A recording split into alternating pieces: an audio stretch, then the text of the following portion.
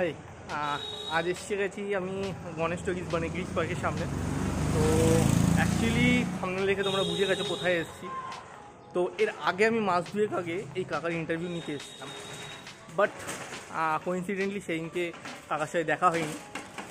তো আজ যাচ্ছি, কারণ কিছুদিন আগে কাকার সাথে আমার রাস্তায় দেখা হয়। তো সেই দিনই কাকাকে বলি যে আমি আজ আসবো। তো দেখা যাক কাকার সাথে আজকে দেখা করতে পারি কি না। তো চলো ভিডিওটা শুরু করে যাক। ও যেটা বলার ছিল, by the way I am Shanu and you are watching me on my wings my way.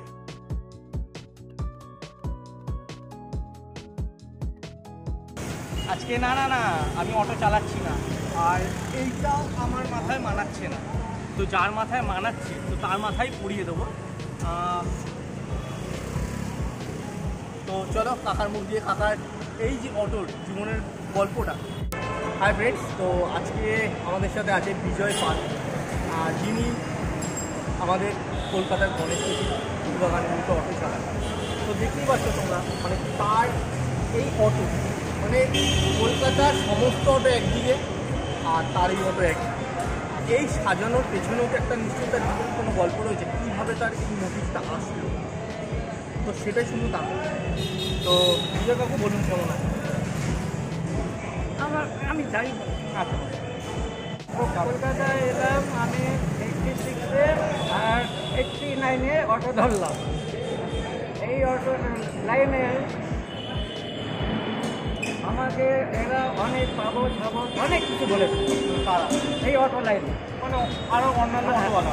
তো আমি দাঁড়িয়ে সব আছি, সব লাইনে দাঁড়িয়েছি না এমনি রাস্তায় নিয়ে এমনি সব বাস যাচ্ছি, গাড়ি যাচ্ছে, সব দাঁড়িয়ে দেখি।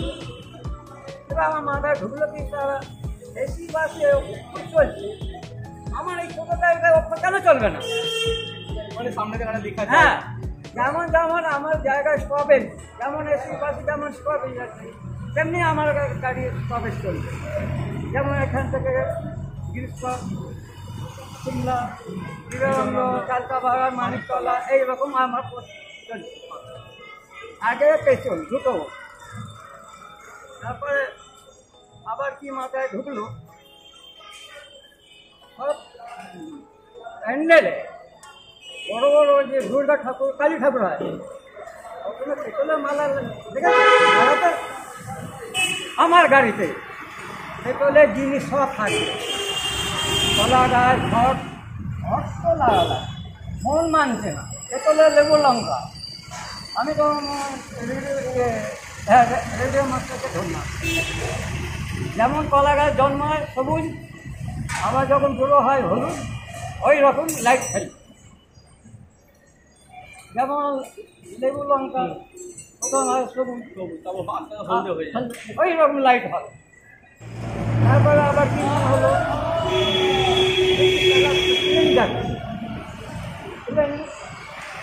আবার রেডিও মাস্টারকে ধরলাম।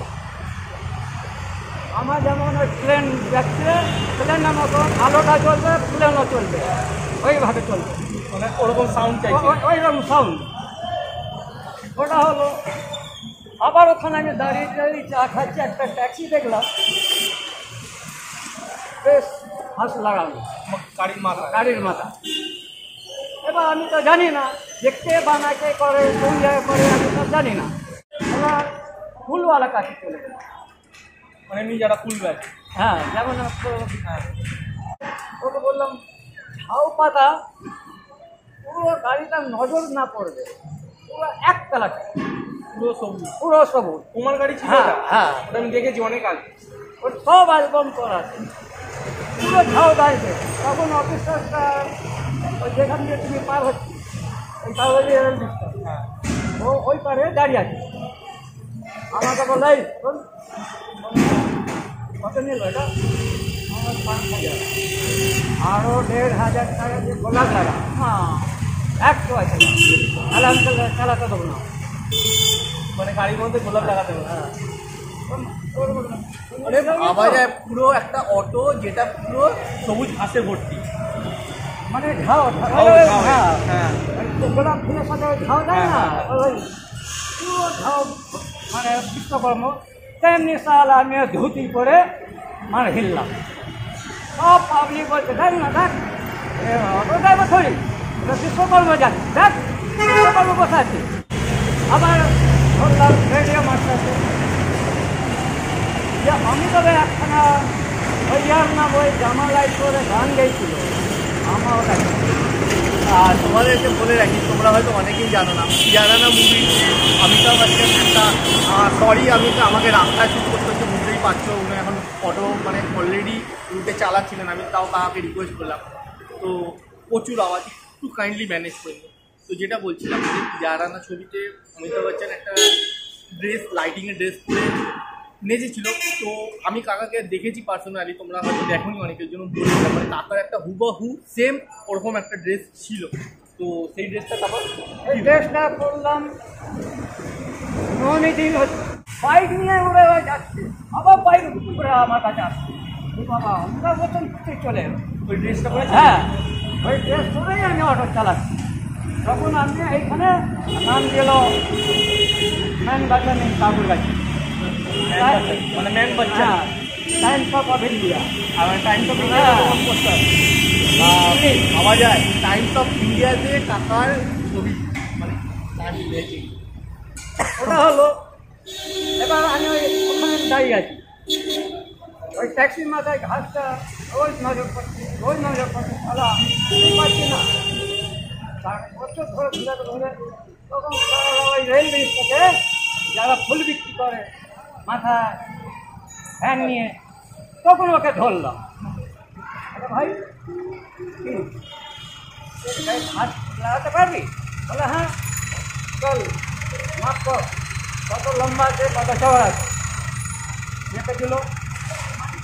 হবে না গরমে তো শুকিয়ে যায়, তো ফিটিং করে দিল।